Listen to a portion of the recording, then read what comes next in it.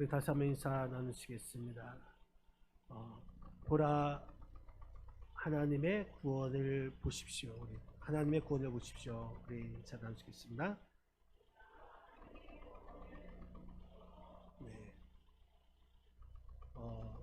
어제 우리가 정교인 나들이를 은혜 가운데 잘 다녀왔습니다. 정말 즐겁고 또한 행복하고 오랜만에 정말 후에 바람이 들어간 그런 하루였던 것 같습니다. 함께 해주시고 또한 협조해 주시고 또한 기도로 함께 해주신 여러분께 진심으로 감사를 드립니다. 그리고 다음에는 더 많은 우리 모든 정교인이니까 정교인이 함께 이 야외를 갔으면 좋겠다라는 그 생각도 했습니다. 어제 첫 번째 간 곳이 해미읍성이라는 곳입니다. 해미읍성, 조선시대 후기 때 만들어진 것인데 그 해미읍성을 보니까 아주 정말 작은 성이죠. 성경에 가장 작은 성 아이성이 있는데 그 아이성보다 어떻게 하면 어쩌면 더 작은 성이라고 말할 수가 있습니다. 왜냐하면 한 성이라면 커야 할 텐데 한 바퀴 돌아도 한 30분 정도밖에 되지 않는 그 거리밖에 되지 않죠. 그런데 그 작은 성의 중앙에 감옥이 있습니다. 감옥이 있는데 예전에는 이 천주교 박해할 때에 그 감옥에 이 천주교인들을 그 안에 넣었죠. 그런데 그 감옥 바로 앞에 회화나무라는 것이 있는데 그 나무가 큰데 그 나무에다가 이 천주교인들의 머리카락을 묶어서 매달리게 해서 고문을 했습니다. 얼마나 아팠습니까? 얼마나 무서웠을까? 그리고 감옥에 넣고도 고문을 하고 그들이 이제 감옥 안에 있으니 탈출을 하려고 해도 그 좁은 공간, 그 성에 그 병졸들이 많이 있었고 또 그 문 앞에 지키고 있다는 것이죠.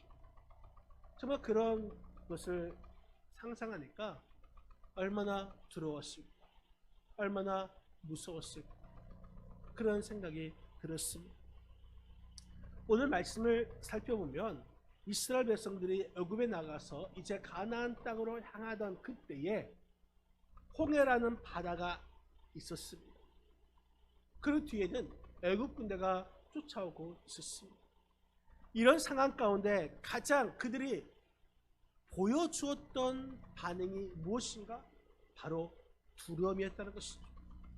앞으로 나아갈 수도 없는, 앞으로 나아가면 홍해에 빠져 죽을 수밖에 없고 또 가만히 있어도 뒤에서 오는 애국 군사로 인해서 죽을 수밖에 없는, 그래서 이제는 우리는 이제 꼼짝없이 죽었구나라는 그 순간에 이스라엘 백성들의 마음속에 들어온 것이 무엇인가? 바로 이 두려움이라는 것이죠. 이 두려움이 엄습하게 된 것입니다. 여러분, 이런 상황 가운데 두려움을 느끼는 것, 이것은 과연 어떤 것입니까? 두려움을 느끼는 것은 무엇입니까? 여러분, 어쩌면 우리에게 이런 상황이 온다면, 그래서 우리에게 두려움이 생긴다면 이 두려움은 당연한 것이라고 말씀드릴 수가 있습니다.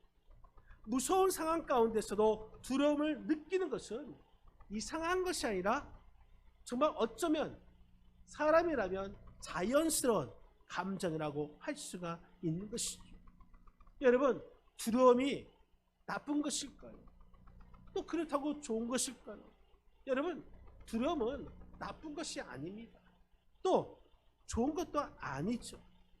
두려움이라고 하는 것은 정말 우리 인간이라면 그런 상황에 있을 때에 자연스럽게 느낄 수 있는 자연스러운 감정이라고 할 수 있겠습니다.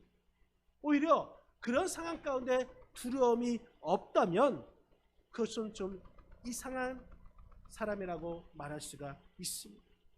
여러분들 중에서도 혹시 이렇게 힘들고 어려운 상황 가운데 진퇴양난의 그런 상황 가운데 처하게 되었을 때에 여러분 마음속에 두려움이 생긴다면 그것 때문에 죄책감 여러분 가질 필요가 없다는 것입니다.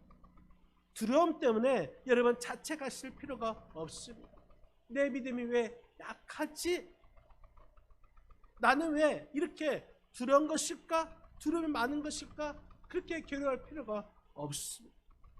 여러분, 이 두려움이라는 것은 하나님께서 우리에게 주신 자연스러운 감정이라고 할 수 있습니다.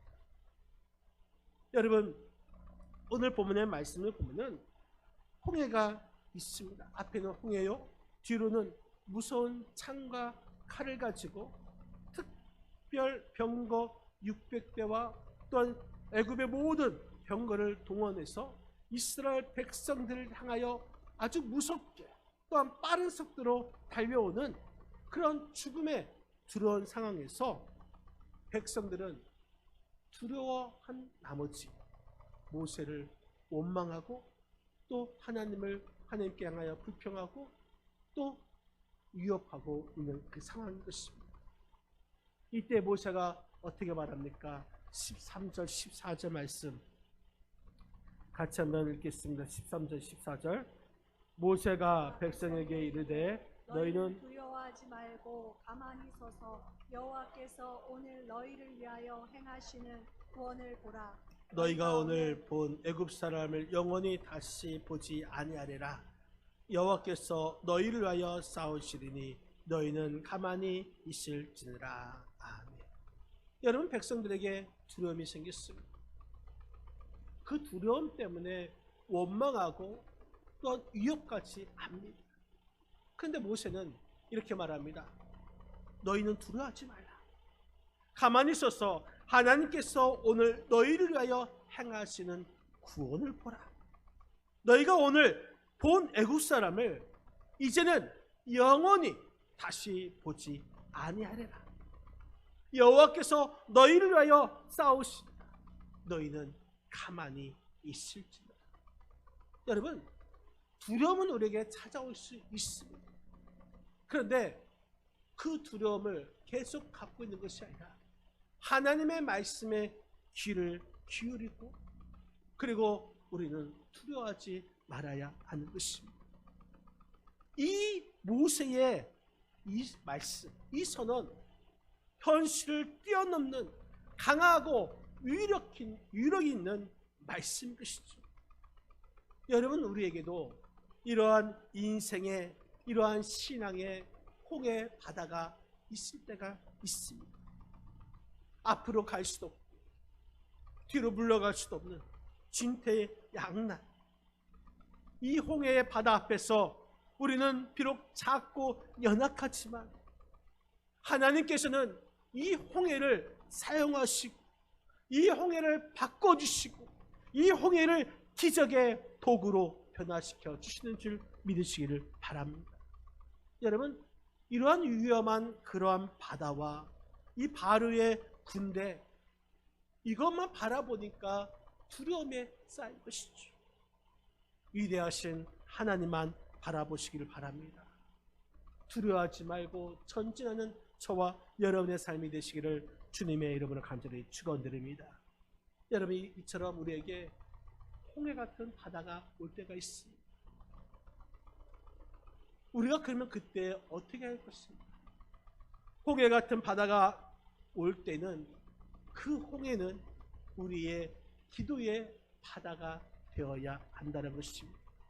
오늘 보면 15절 16절 말씀 한번 보시겠습니다. 15절 16절입니다. 여호와께서 모세에게 이르시되 너는 어찌하여 내게 부르짖느냐? 이스라엘 자손에게 명령하여 앞으로 나아가게 하고 지팡이를 들고 손을 바다 위로 내밀어 그것이 갈라지게 하라. 이스라엘 자손이 바다 가운데서 마른 땅으로 행하리라. 여러분, 바로의 군대가 추격해 다가오자 이스라엘 백성들은 두려운 나머지 모세를 원망합니다. 그런데 모세는 백성들을 격려하고 안정을 시킵니다. 왜 그랬습니까? 분명 하나님께서는 그 홍해를 건너가게 하실 것을 약속해 주셨습니다. 이스라엘에는 200만 명의 사람들이 있습니다. 그 중에 장정만 60만 명이 됩니다. 그에 비해서 애국 군대는 수만 명에 지나지 않는 군인이 있었습니다. 하지만 이스라엘 200만 명이 있었고 또 60만 명의 장정이 있었지만 그들은 전혀 무장하지 않았고 군사훈련도 받지 않았고 전쟁 또한 한 번도 경험하지 않았던 정말 힘이 없는 그러한 사람들이었습니다. 그에 비해서 수만 명이지만 애국 군대는 중무장이 되었고 또한 잘 훈련된 군대로서 또 여러 가지 무기를 갖고 있었던 그러한 군대였습니다. 그러니 싸우면 당연히 이스라엘 백성들은 다 죽을 수밖에 없는, 대항을 한다면 정말 모든 사람이 죽을 수밖에 없는 그런 상황이기 때문에 이스라엘 백성들이 두려워하면서 모세를 원망할 수밖에 없었던 것이죠. 이스라엘 백성들은 그래서 원망하면서 하나님께 부르짖는 것입니다. 이스라엘 백성들의 이 당황한 모습이 오늘날 우리와 똑같은 모습인 것 같습니다. 이스라엘 백성들이 가지고 있었던 이 연약함의 인간성, 이스라엘 백성들이 지금 가지고 있었던 고질적인 불신앙, 원망, 배신, 이런 모습이 오늘날 우리의 모습과 같은 것 같습니다. 우리는 어떤 문제가 생길 때 두려워하면서 당황합니다. 이스라엘 백성들이 원망하고 불평했던 것처럼 우리도 이런 어려움이 올 때 원망하고 불평합니다. 여러분, 그러나 우리가 알아야 할 것은 원망이라는 것은 그 문제를 해결할 수 없는 것입니다. 불평이란 것은 오히려 그 문제를 더 크게 복잡하게 만들 뿐이라는 것입니다. 두려움 가운데 그 고난과 문제가 있다 할지라도 그 문제보다 더 크신, 그 고난보다 더 크신 우리 하나님을 바라보면서 기도해야 될 줄 여러분 믿으시기 바랍니다. 기도는 하나님께서 우리에게 주신 최고의 무기고 또 만능의 무기고 최고의 열쇠가 되는 줄 믿으시기 바랍니다. 이것을 모르니까, 이것을 사용하지 않으니까 하나님을 불신하고 또 어리석은 삶을 살아가는 것입니다. 여러분, 인생에 있어서, 우리 신앙에 있어서 홍해가 우리를 가로막고 있을 때에 우리는 하나님을 바라보면서 기도해야 될 줄 여러분 믿으시기를 바랍니다. 이것이 바로 홍해는 기도의 바다가 되는 것입니다. 여러분, 어제 다니엘 기도회 때 간증 나온 김재원 아나운서, 김재원 장로가 나왔습니다. 근데 김재원 이 아나운서 장로님은 아침마당에서 이제 MC를 보았던 아나운서였죠. 그런데 이제 어느 정도 시간 지나자 6시 내 고향으로 내려갔습니다. 그걸 보내줬습니다. 거기서 5년 동안 하다가 재밌게 하고 있었는데 또다시 아침마당으로 불러들인 것입니다.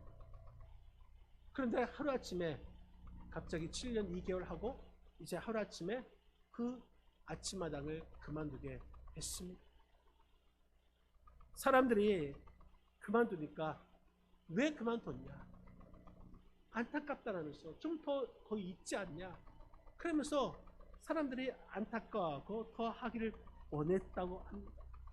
그런데 딱 한 분만이 그것을 반기면서 맞이한 분이 계시는데 그분이 하나님이었다는 것입니다. 정말 잘 그만두었다. 여러분, 그것을 그 아침마당을 그만두면서 그에게 너무나 힘이 들었던 것입니다. 어떻게 살 것입니까? 위기가 찾아왔다는 것입니다.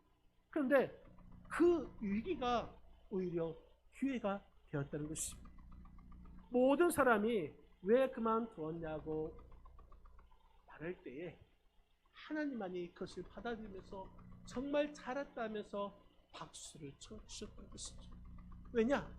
그 위기의 기간에 정말 하나님을 바라보고 기도함을 통하여서 하나님과 더 가깝게 되었고 하나님과 더 밀착된 더 친밀한 관계가 되었다라고 고백하고 있습니다.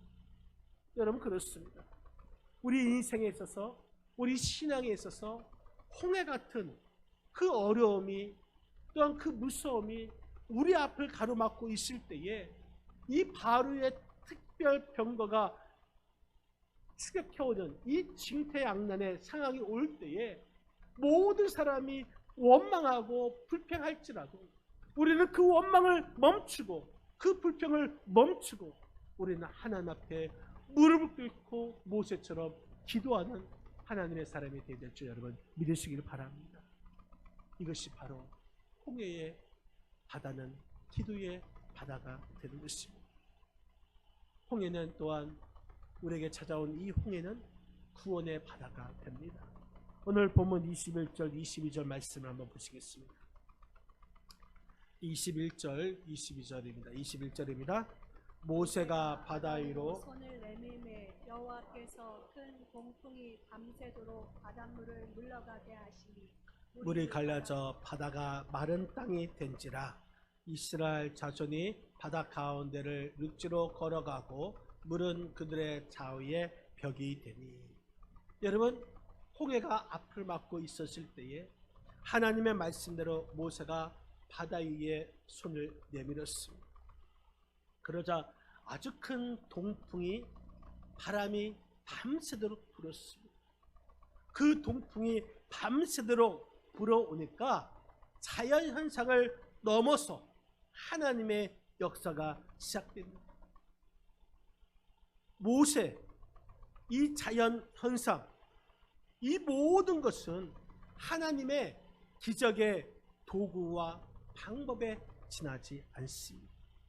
우리 하나님은 이 자연현상을 통하여서 하나님의 이 구원의 역사를 이용하고 계시고 또한 초자연적인 그 능력을 통하여서 그 방법을 통하여서 하나님의 역사가 자연스럽게 나타나게 하셨습니다. 200만 명의 이스라엘 백성들이 그 홍해를 걸어가는 그 시간을 보니까 성서학자에 의하면 한 5시간, 6시간 이스라엘 모든 백성들이 그 길을 걸어갔다는 것입니다. 그 행렬이 2마일 3.2km 길이가 되는 그 시간에 밤 9시부터 새벽 4시까지 계속해서 그 홍해 바다를 건너갔다는 것이죠. 그런데 그 건너가는 그 시간에 좌우의 벽이 그 물이 그대로 기적적인 현상 가운데 세워져 있다는 것이죠. 그 물이 벽이 되었다는 것입니다. 여러분 이것은 하나님의 이스라엘에 대한 구원의 표시인 줄 믿으시기 바랍니다. 하나님의 구원은 하나님의 다양한 방법으로 이루어지고 있다는 것입니다. 오직 예수님을 믿어야 구원을 받지만 그 예수님을 믿기 위해서 여러 가지 방법을 동원하고 계시다는 것입니다. 여러분 오늘날 우리 교회, 우리나라 이 교회에 안 나가는 성도들이 많이 있다고 하죠. 그래서 일명 가나안 성도, 가나안을 뒤에서 읽으면 안 나가. 그래서 가나안 성도들이 많이 있다고 하는데, 근데 요즘 또 증가하고 있는 성도님들은 유목민 성도가 증가하고 있다고 합니다. 교회 다니다가 어떤 트러블 때문에 또한 그 실망감 때문에 교회를 떠나서 이곳저곳 교회를 다니다가 정착하지 못하는 사람들이 있다는 것이죠. 자신의 이 잘못된 신앙관을 통하여서 또한 다른 사람의 그 상처를 통하여서 완전히 교회를 하나님을 떠나지는 않았지만 정말 그 상처가 치유받기를 원하는 그런 마음이 있다는 것입니다. 여러분, 그래서 우리 교회는 그런 사람들을 맞이할 수 있어야 한다는 것입니다. 그런 사람들을 맞이하여서 정말 복음으로 상처를 치유하고 그들을 회복시켜주고 하나님의 나라 일꾼으로 양육할 수 있는 그런 곳이 우리 교회가 되어야 한다는 것입니다. 그러기 위해서는 어떻게 해야 됩니까? 예수님의 사랑을 회복해야 된다는 것입니다. 예수님의 그 사랑을 흘려보내야 되는 것입니다. 여러분, 물이 흐르지 않고 고여 있으면 그 물은 어떻게 될까요? 썩을 수밖에 없습니다. 그 물은 흘러가야 하는 것입니다. 우리가 하나님의 사랑의 축복의 통로가 되어서 그 물이 흘러가도록 해야 하는 것입니다. 하나님께 받은 그 사랑을 우리가 함께 나눠줘야 하는 것입니다. 여러분, 그래서 교회는 세상에서 성공한 사람만 인정받고 또 사랑받는 그런 곳이 되어서는 안 되고, 오히려 실패하고 상처 입고 아파하는 그 성도들이 우리 교회에 와서 치유받고 또 쉼을 얻을 수 있는 곳으로 만들어야 한다는 것입니다. 서러웠던 그 눈물을 닦아주고 어두운 길을 걷는 그들의 등불이 되어주고 마음이 쓸쓸할 때에 우리가 친구가 되어주는 그런 교회가 되어야 하는 것입니다. 이것이 우리 주님께서 원하시는 교회인 것입니다. 이것이 우리가 구원받은 자로서의 삶이 되어야 하는 것입니다. 그래서 구원을 이루어가야 하는 것입니다. 여러분, 이 구원은 우리에게 있어서 최고의 가치가 됩니다. 우리가 구원을 받지 못한다면 우리의 인생이 최고의 저주가 되는 것이고 불행이 되는 것입니다. 하나님께서 택하신 백성들, 이스라엘 백성들은 홍해 앞에서 애굽의 그 병거와 또한 그 군대로부터 하나님께서는 하나님의 방법으로 하나님의 능력으로 그들을 구원해 주셨습니다. 여러분, 어느 누구도 하나님의 그 구원을 막을 수는 없습니다. 비록 강한 왕이라 할지라도, 바로 왕이라 할지라도, 강한 군대를 가진 자라 할지라도, 그것이 앞에 가로막고 있는 바다라 할지라도 하나님의 구원은 방해할 수가 없습니다. 하나님께서는 자연을 통해서도, 아니 초자연적인 방법을 통하여서 하나님의 구원을 이루십니다. 여러분, 우리가 기도할 때에 바다가 열리는 놀라운 기적으로 모든 이스라엘 백성들이 완전하게 구원을 받은 것처럼 우리가 기도함을 통하여서 물이 갈라지고 그 바다가 마른 땅이 되어서 안전하게 걸어갈 수 있는 구원의 바다가 바로 우리의 홍해 바다가 되는 줄 믿으시기 바랍니다. 죽음의 바다, 그 바다를 하나님께서는 우리의 기도를 통하여서 구원의 바다로 바꾸어 주십니다. 그 죽음을 생명으로 변화시켜 주십니다. 이 일은 오직 하나님만이 하실 수가 있습니다. 죽음의 바다를 구원의 바다로 만드시는 하나님만 여러분 바라보시고 하나님만 믿으시고, 그래서 우리를 또 구원의 역사에 동참하는 그 구원을 이루시는 그 도구로 쓰임받는 저와 여러분의 삶이 되시기를 주님의 이름으로 간절히 축원드립니다. 나에게 찾아오는 그 홍해가 구원의 바다를 이루어 주신다라는 사실을 잊지 않기를 바랍니다. 또 이 나에게 찾아오는 이 홍해는 하나님의 보호하심의 바다라는 사실인 것입니다. 여러분, 오늘 보면 27절 28절 말씀 한번 보시겠습니다. 27절입니다. 모세가 곧 손을 바다 위로 내밀매 새벽이 되어 바다의 힘이 회복된지라. 여호와께서 애굽 사람들을 바다 가운데 엎이시 물이 다시 흘러 병거들과 기붕들을 덮되 그들의 뒤를 따라 바다에 들어간 바로의 군대를 다 덮으니 하나도 남지 아니하였더라. 여러분, 애굽의 군대들도 이스라엘을 따라가면서 그 바다에 들어섰습니다.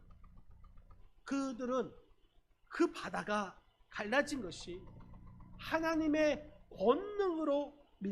권능으로 된 것으로 믿지 아니하고 물이 갈라진 상태가 계속될 것이라고 생각했습니다.